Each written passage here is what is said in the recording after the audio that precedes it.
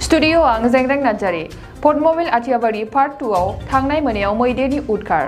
आथिखालाव हाग्रानि जुनारफोरा हाग्रानिफ्राय ओंखारबोनानै सुबुंफोरनि थाग्रा जायगायाव उदखार खालामनाया बारानिफ्राय बारा जाबाय थानाय समावनो थांनाय मोनायाव क'क्राझार जिल्लानि सिङाव थानाय पद्मबिल आथियाबारि पार्ट 2 गामियाव हाबनानै गान्दा नार्जारिनि नखरखौ बोफाय बोसि थेर-बेथेर खालामना गालाङो। दुखुथिया गान्दा नार्जारिया राहा गोथे जाना गुबुननि न'आवसो थाथ'नो गोनां जाना दङ। बे दुखुनांथाव जाथायखौ खौरां मोनना मानव सेवा संघ एनजिअनि आफादगिरि बिरखां बर', नेहाथारि नाराथम रय लोगोसे चिफ एडभाइजार बिन'द ब्रह्म बिथांमोननि दैदेननाय बे एनजिअनि मोनसे थान्दै हान्जाया दुखुथिया नखराव खौरां लाहैनायजों लोगोसे गोजां बोथोरनि कम्बल, जि-जोम आरो नोगोद 2000 रां होबोयो। लोगोसे बे एनजिअआ खुस्राबारि गामिनि गोरिब नखरफोरनो 40टा कम्बल रानना होयो। आरोबाव रामहुलविल बाजार एरियायावबो गासै 60टा गुबुन गुबुन हारिनि नखरफोरनोबो कम्बल राननानै होयो। दुखुथिया बेंगुरा गान्दा नार्जारिनि हालोदखौ नुनानै मानव सेवा संघ एनजिअनि आफादगिरि बिरखां बर' बिथाङा आथिखालनि खुंथाय गोहोआव थानाय बिटिआर सोरखारखौ थाबैनो खौरां लाफैनायजों लोगोसे थाग्रा न' लुनानै होफैनो खावलायो। बिरखां बर' दैदेननाय बे एनजिअआ थांनाय 4 बोसोरनिफ्रायनो रायजो राजानि थाखाय हानायसेबां खामानि मावबोगासिनो थानायखौ नुनो मोन्दों।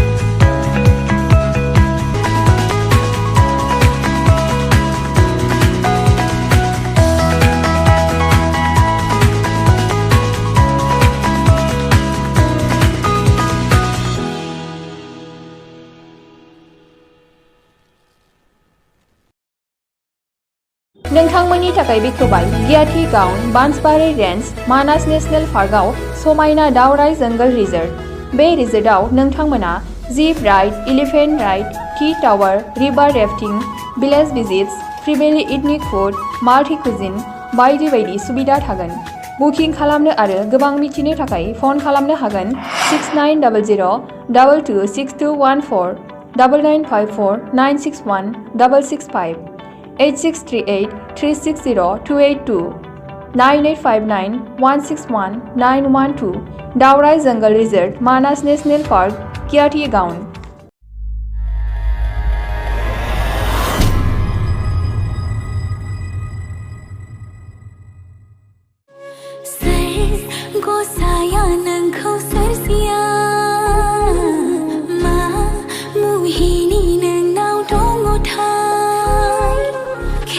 बर' एलबाम नायना मोजां मोनग्राफोरनि थाखाय गोजोनथाव खौरां।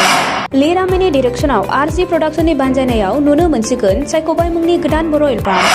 बे बर' एलबामाव फावखुंगुर महरै हिर'ग्राफा आरो राइबेल बाग्लारि, गोदान जाखांफु फावखुंग्रि महरै नुनो मोनगोन निजोरा बर'खौ।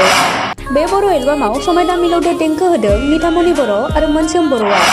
बे मिउजिक भिडिअखौ नायनो थाखाय आरजि प्रडाक्शन इउटुब चेनेलखौ बयबो आंगो खालामना लानो हागोन।